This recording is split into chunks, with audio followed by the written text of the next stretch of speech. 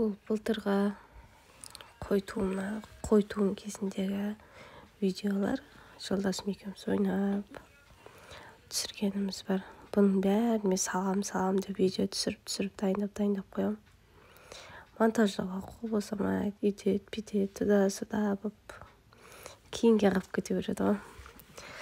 Мына жерде қозы-қойларға шөп салып, бордақларға шөп салатқан кезіміз. Қозы-қойлардың шөптерінде жемендеп салып тастаймыз. Жоңышқа беріп жатырмыз біз бұл жерде. Мына қошқар сүзем дейді. Бұл қошқарды сатып жердің налогын төлейміз ғой біз. Мына жерде енді жоңышқа шөп. Бұларға да беретінбіз. Бәріне жалпы жоңышқа береміз. Бұл жоңышқаны өзіміздің жерге егеміз, өзіміз қараймыз, өзіміз орамыз, өзіміз престейміз.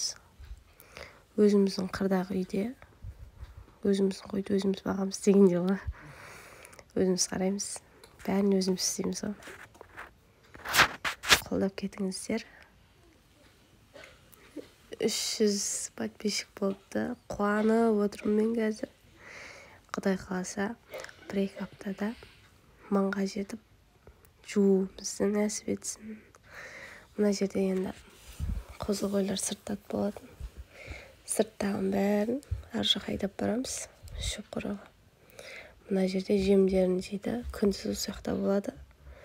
Ал кешке жаурайды ғой деп, сол ық жерге қамаймыз қозы-қойдың бәрін. Жалпы ауылдың өмірі осындай. Бағалап кетіңіздер. Бұл кезде азғырым болған екем. Сау болыңыздар.